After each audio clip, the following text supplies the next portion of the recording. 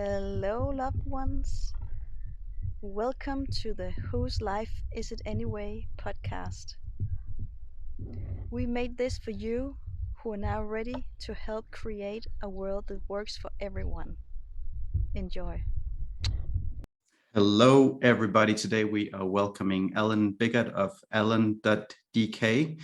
And we've wanted to speak to Alun for a long time because he has really made something of himself, and he has come from outside of Danish society and built his own little empire, but in a way that is not competitive, but very supportive. And he has been helping so many people in Denmark, and he's also a very outspoken person at a risk to his own business. So we know Alun has a huge heart, and we want to bring him more into the world. So welcome, Alun. Thank you for that very kind introduction. Well, it's not just empty words. Like you have brought so many things to Denmark, and I don't know how many pairs of five fingers I bought from your shop. So you've also done something for the very basis of Danish people, our feet.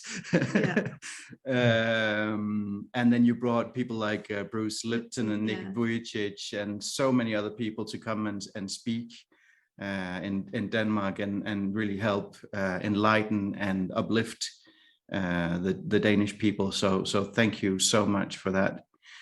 It wasn't me. It wasn't me. It was my intuition. No, it was my intuition. No, okay. Well, you have to have a channel for it to come through. So if that's all mucked up, the intuition can't work. Yeah. So you have done some work on yourself to be able to do that. What is your big drive to do all these things in the world, in Denmark in particular?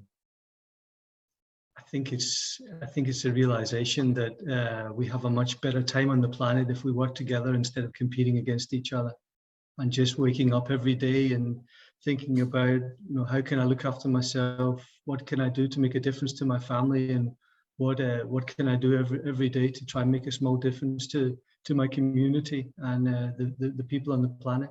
And that can be from being a more courteous driver to organizing an event with an international speaker to supporting a charity. That's beautiful. Is it something you put into system? Like, do you have like a routine for your day, or is it just like? Routine for the day is when I get up, I spend a few minutes stroking my dog. Just lie on the floor with her and stroke the dog. It's a really, I've got a border collie and she's very loving. So she lies on her back and I put my head in her tummy and we stroke, and we just listen to each other. And then the kids are still sleeping, so I normally go down and meditate, and then I just get started. I don't really have a daily routine. It's mostly flow. I just do what comes naturally, and until my colleagues come at work, and then we have a little bit of structure. Yeah. Nice. I'm curious, what did you see in the world that you wanted to change? I think you start with wanting to change yourself, some things you don't like about yourself, and then just it's always been fun to help people or do something. I mean, people often ask, how did you start the events with Bruce Lipton or Greg Braden or Nick Vujicic? It was like my intuition, and when I started, listening to that and ignoring the other voices, then things just seemed to come into a flow. And in 2017, I met an Indian professor called Shikha Rao, and he shared a quote with me from Einstein. And the quote from Einstein is, "The most important question you'll ever ask yourself is if the universe is a friendly place or not." So that quote has really resonated with me, because if you can truly believe that the universe is a friendly place or not, that means everything that happens is guiding you where you need to be. And I think we've all seen it in our life where things have happened that we didn't like at the time, but we look back and we thought, wow, I'm really glad that happened. Yeah. And that is given me a lot of strength. That quote, when there's been times that I've been unsure or worried about, or the navigating the last 2 years with Corona, is the strength behind, okay, it's just the universe guiding you to where you need to be, or guiding us as a species where we need to be. So just relax and let the universe flow through you.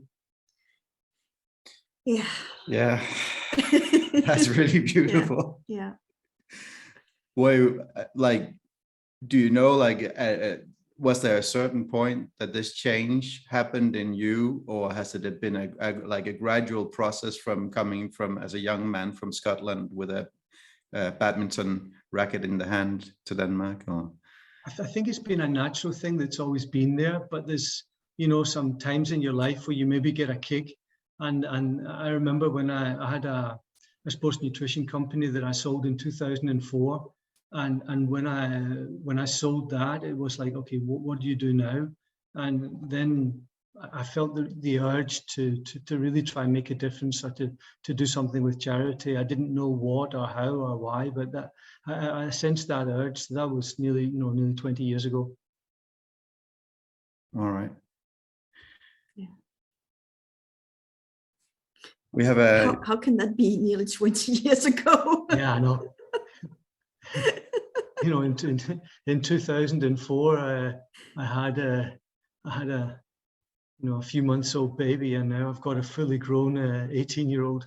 Yeah, that's crazy. Time absolutely flies. Yeah.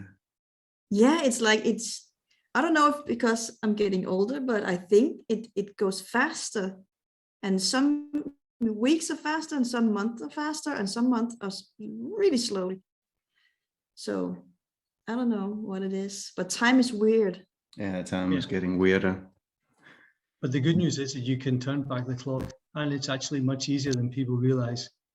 There's a lot of really interesting stuff in the anti-aging world about doing simple things like getting a good night's sleep, or intermittent fasting, or how you move your body, or doing a Wim Hof cold shower, or jumping into the local lake. Yeah.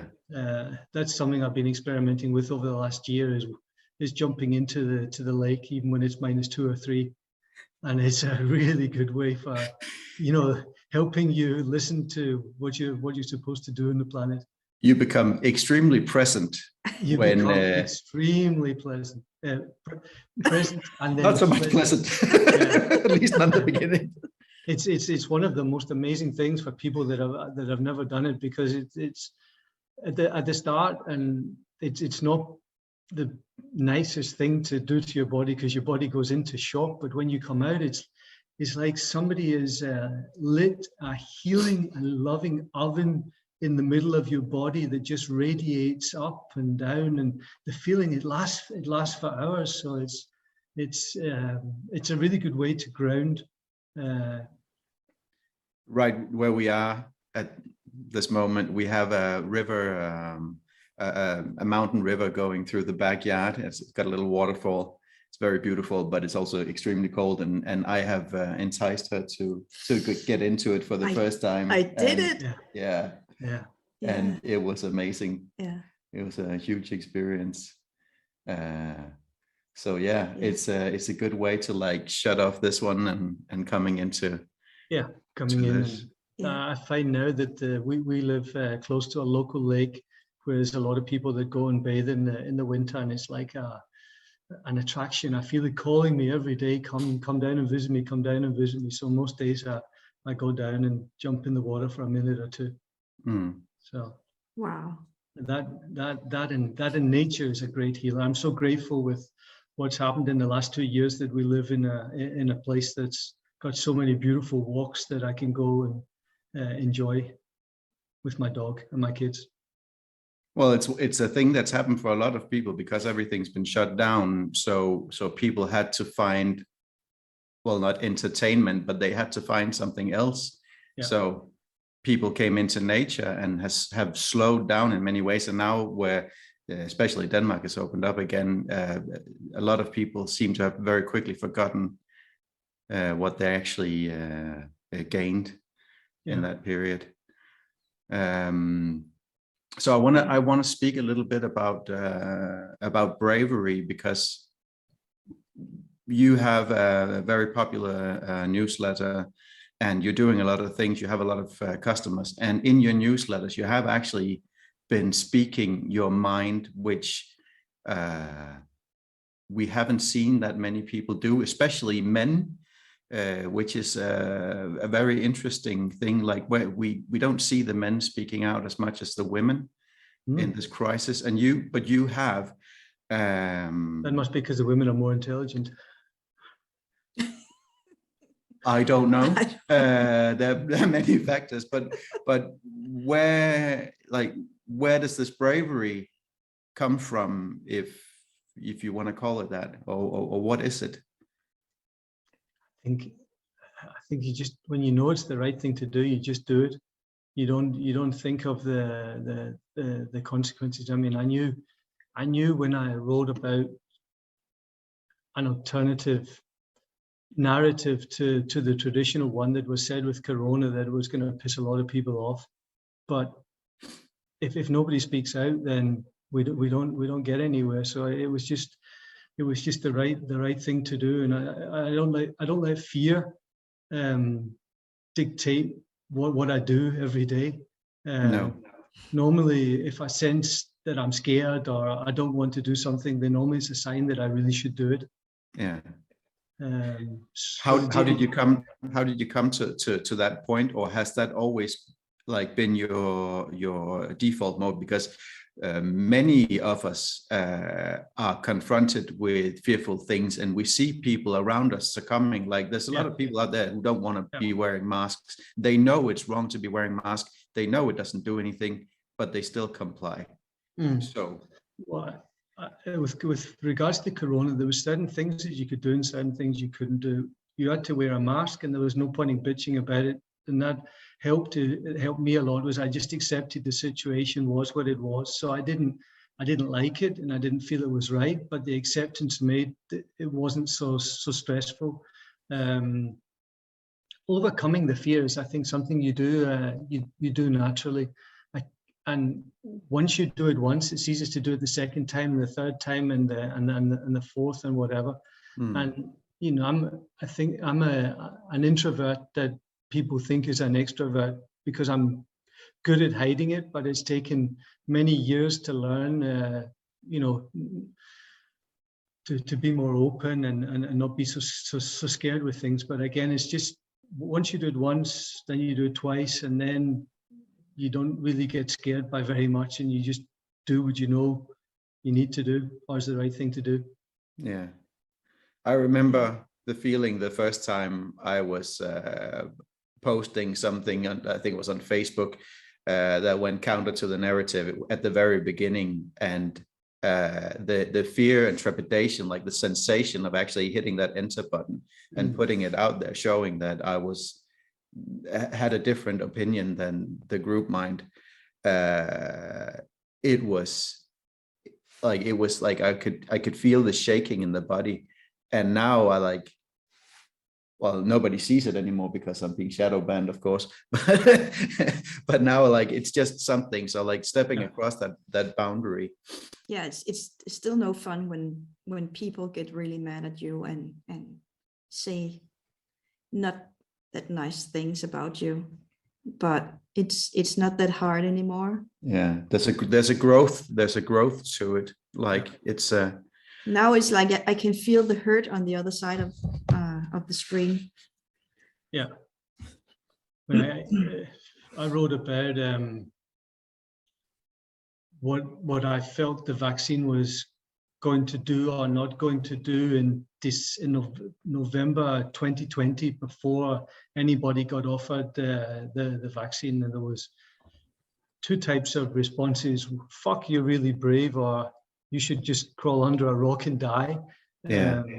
So I used, again, my intuition. I listened to when was the right time to write something, when was not. I didn't I didn't write about the vaccine again after that, because people had made up their decision. People made the decision whether they were going to do it or not going to do it.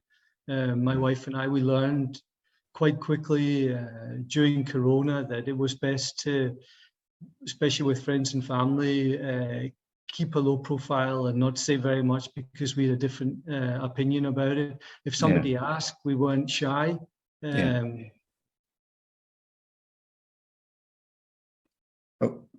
Died in December, and that was 3 weeks after he got his third vaccine of a massive heart attack. So, you know. What is the sound? Your sound went just for a second there. I said my father died in December, and that was 3 weeks after he had his third corona jab of a massive heart attack. So there's lots of misinformation out there, or, you know, only one side of the story is being told.